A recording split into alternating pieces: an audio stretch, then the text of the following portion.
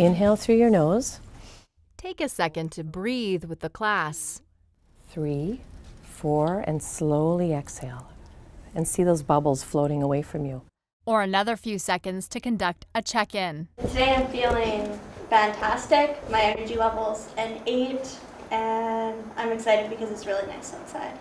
Feeling tired because I was up late last night, and my energy level's a 4. And take a moment to think about how during the hustle and bustle of the day, you pause and reflect. You can get a book or read. Checking in with yourself and others, self-regulation and focused breathing are some of the things that could have a lifelong impact on mental health and well-being. We have students in front of us for a pretty significant part of their day, and to be able to take that opportunity to teach them some strategies to deal with challenging events, or to build some self-awareness into their feelings or how to read feelings of others.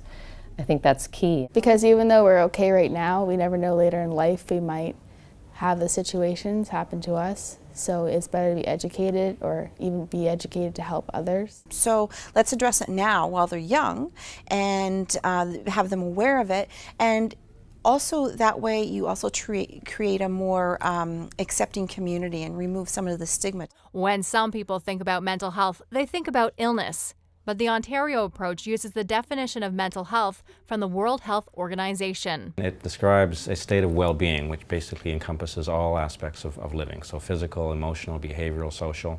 It's more than just the absence of ill health or illness.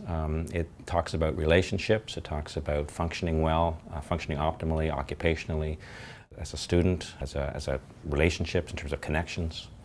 So it's an all-round sense of well-being. So when we're talking about mental health with regard to students and learning and mental health, what we really want to focus on is what's going well with them and how we can improve on those strengths and work with those rather than only focusing on what the problem is.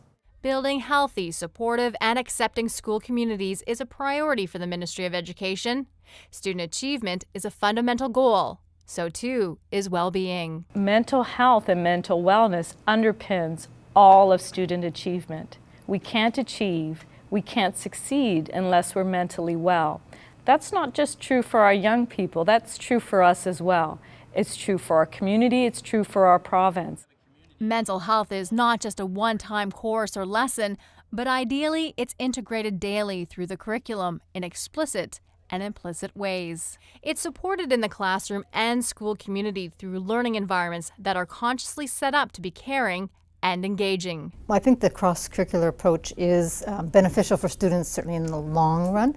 It allows them to kind of not view, again, mental health, mental illness as something specific that we just talk about, and then we've talked about it, I know about it, that's all there is, but that it is part of who we are. The same as when we talk about daily physical activity and the importance of being active, that has become part of just what we expect. And so introducing mental health across the curriculum, it shows that it's something that we need to be attentive to all the time. It's something that is normal.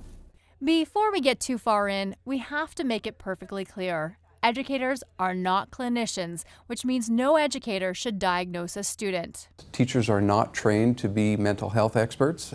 We are trained to typically teach, and we understand pedagogy and those kinds of things, but we often don't have a background or understanding in dealing with mental health issues. We have supports in place so that we have training, we have awareness raising initiatives underway and those kinds of things, so that our teachers, our frontline workers, our education assistants and so on are able to recognize the symptoms, the signs, and more importantly, help students get the help they need.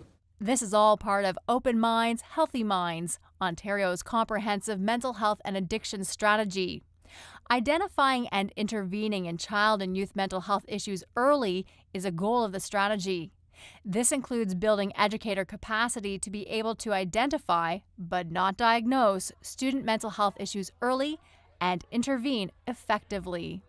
An opportunity to support mental health is here within your classroom. It'll also play itself out in families. It'll play itself out within the community. And you know, as it's often been said, it takes a village to raise a child. And so we need each other. We need the community partnerships that we can engage in as well to be able to bring that all to bear, so that together we can in fact see healthy children. There are many more explicit and implicit learning opportunities going on in classrooms throughout Ontario. To get the deepest information, review the viewer's guide. You can also watch the videos Elementary, Secondary, Supportive Learning Environment, along with continuing the conversation.